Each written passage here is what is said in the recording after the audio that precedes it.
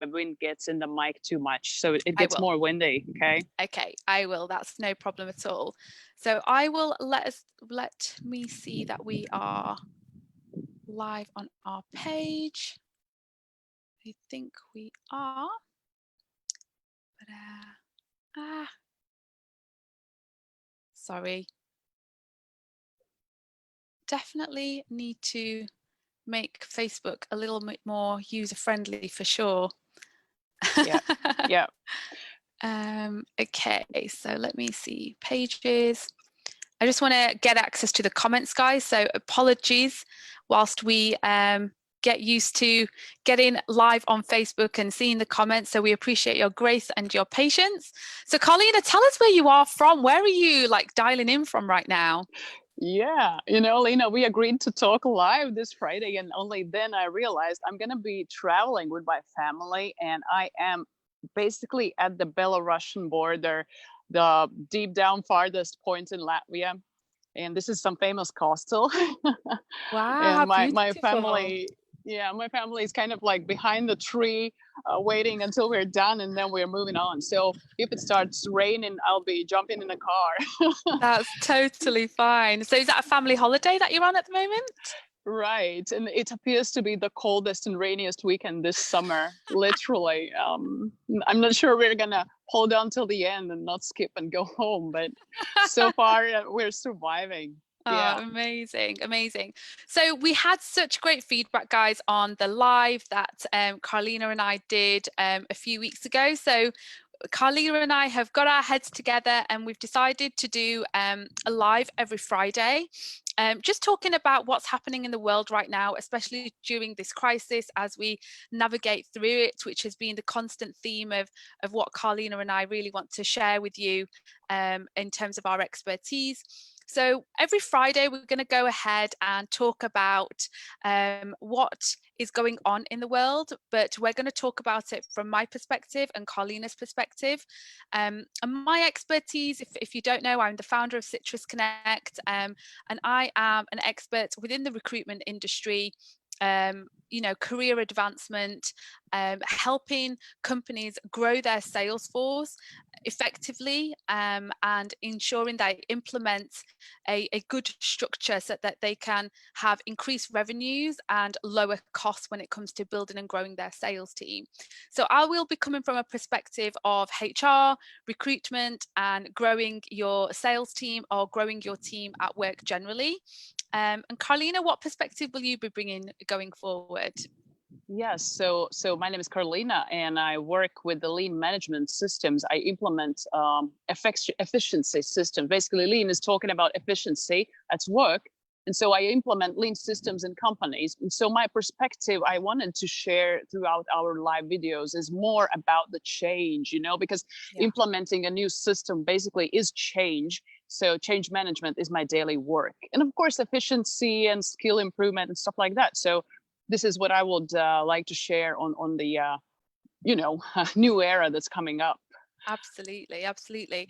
And Karlina and I have been having a lot of chats in terms of what content and what's going on in the world, and where kind of how history is going to remember what we're going through at the moment. And one thing we want to really share with you right now is that when people write about this pandemic in history books, or if people look back at this crisis that we're going through right now, they are not going to remember it as a health crisis. This pandemic is going to be remembered as an economic story. And we really want to bring that economic shift into what's happening today. I mean, I'm not an economic expert, and I don't aim to be. However, I can share with you from my perspective what's happening in the world and how you can improve your personal economy at the moment. So I know that Karlina was sharing with me last week about something that America's doing. Yeah, really, Leena, if I think about it, today such an important point to everyone is who got sick. But literally, I don't think we realize what's coming in the next few months. It's such a downfall economically. I mean, we've been sitting around not working, like so many people unemployed right now. So indeed, I think you're right. when someone writes the history book, it is going to be about how did we not die of starvation or something. Okay, maybe I'm exaggerating a little bit, but let's see. And so, yeah, I read this piece from Ivanka Trump, that the American government is endorsing people to literally, you have to get ready for the change. And I was thinking, wow, should my government be doing that? Because so what they're doing is it's calling find something new, right? They call the page find something new.org, if I'm not mistaken. Right. And so what they're sharing there is that people are looking for new professions, but you shouldn't be afraid to do that. Like, go ahead and do it, because it is going to change. Change is unavoidable. Like, you will not be able to avoid the change that's at the door, basically. And so I thought this was something really interesting, and I wanted to hear your perspective on it as an HR person. Like, how do you see, are people already looking for positions for professions that weren't around yet, or do you sense it coming soon? How is it in the UK? Is the government doing it? It's a really interesting question. And guys, I have just put a link in the comments of the findsomethingnew.org reference that Karlina made. It's an amazing web page by the American government, and it's pioneered by Ivanka Trump, and really encouraging people not necessarily to go down the college route for millennials and maybe look at a skills-based career, but also showing people on how they can retrain and reskill, because there's going to be so many jobs that are no longer required that you are going to have to retrain yourself in order to be employable in the future. So the link is in the comments if you're interested in finding out more about what the American government is doing. But to answer your question, Karlina, I think that what I'm seeing at the moment is that people haven't really realized the change. I think people are still in denial at the minute about the change. Especially the older generations definitely are. And I think millennials are thinking about the change, but they're not really, it's not really they feel like it's not really materialized for them. So I think it is really too soon, I think, to say, but I think a lot, from my perspective, I think people are generally in denial about the change that will happen in the world. So people are still applying for jobs as they would do normally, but not necessarily thinking about the future and thinking about how they should reskill or retrain. People are so concerned about earning money right now because maybe they've not managed their money effectively in the past, that the money becomes the objective as opposed to skill advancement and skill training. Right. And do you sense that the UK government is helping in any way to bring about the change? You know, it's really interesting what the UK government is doing, and I'm not by any means saying that what they're doing is wrong and what America's doing is totally right. But the general consensus and the general feel in the UK is that government is just handing out money, which is great because it gives people a sense of security. But I don't think it's encouraging people to think outside the box and look outside the box to then be able to expand people's thinking into, well, if my job is made redundant, then what will I do for work? How will I earn my money? And will I die from starvation? You know, I don't think it's an exaggeration what you said in the beginning, because people should be thinking like that right now. You know, retail is having the huge hit. I don't know what it's like in Latvia, but you know, in the UK from tomorrow, you have to wear a face mask if you go into a shop. And what the government think this is going to do is encourage people to go out and shop in shopping centres and shops because they feel safer. But I'm just not sure it's gonna do the trick personally. I think people are just too scared and don't feel safe to still go out shopping, myself included. Online shopping has become such a habit for me now that I don't want to go into shops even if I could.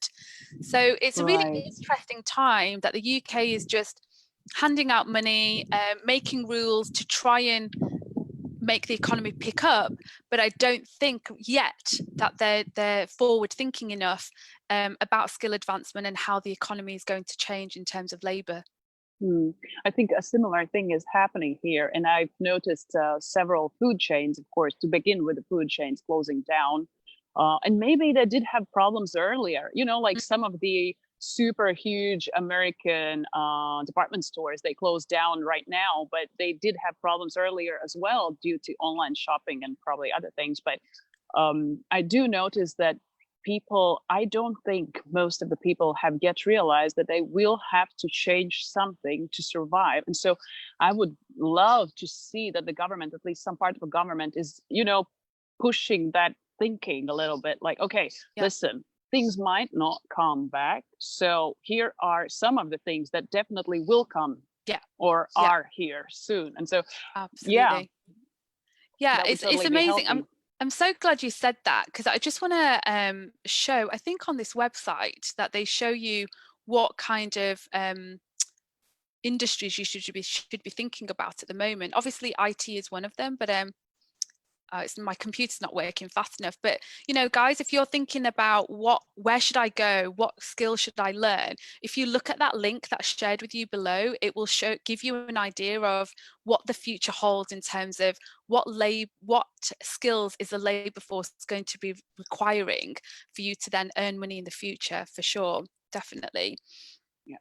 And I think this kind of brings the question into, like, what in the past, job changes in CVs have been not looked at favorably, nor have gaps in the employment market.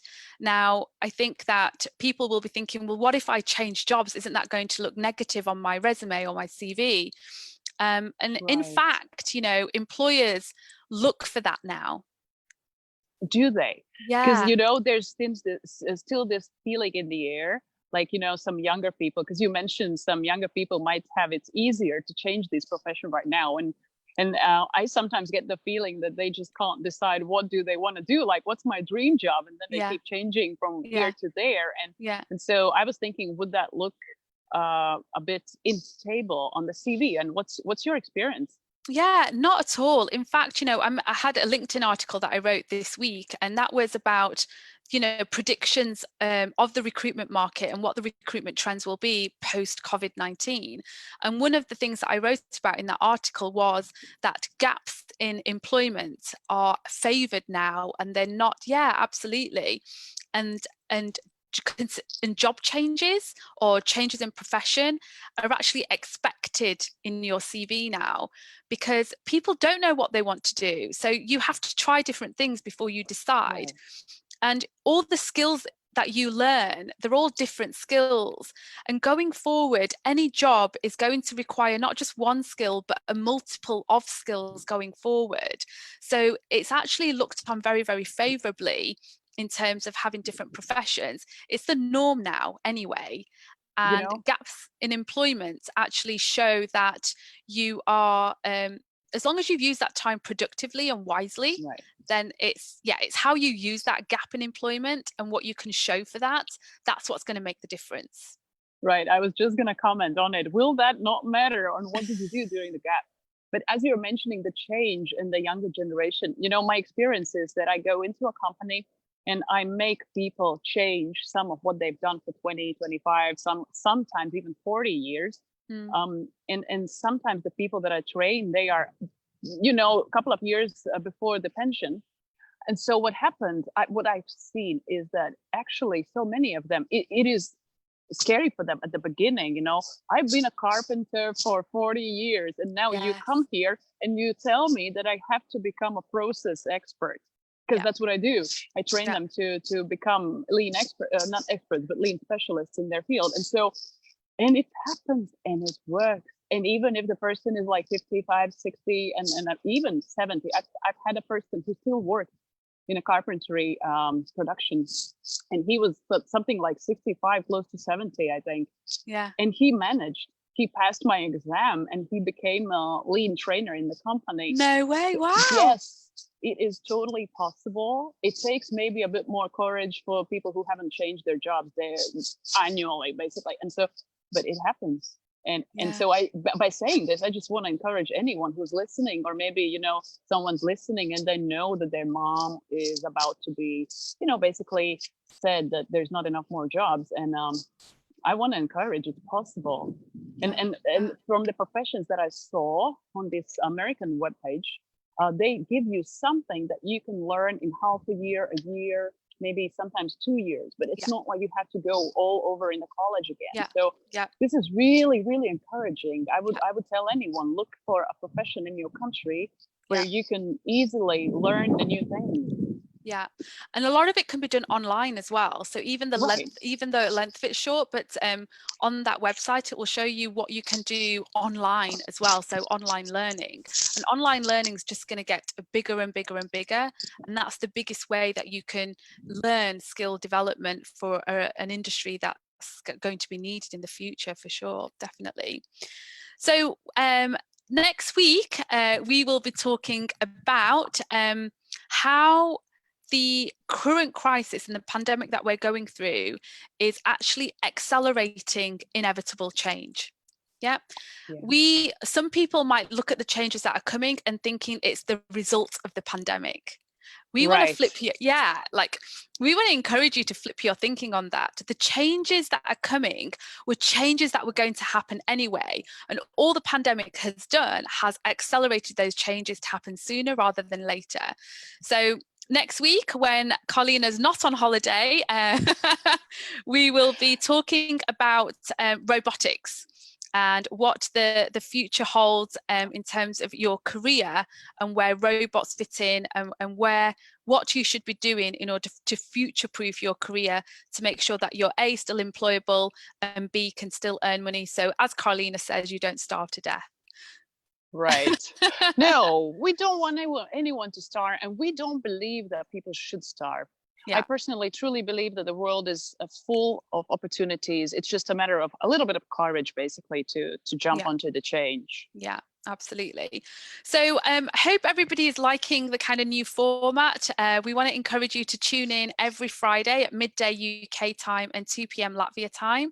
It's probably been a bit rusty for our first go this week, but we appreciate your grace and your patience, and do join us next week for talking about robotics and how the pandemic will accelerate the change into the future. So from me, it's thank you and goodbye. Bye. Bye. See you. Bye. See you next week. See you next week.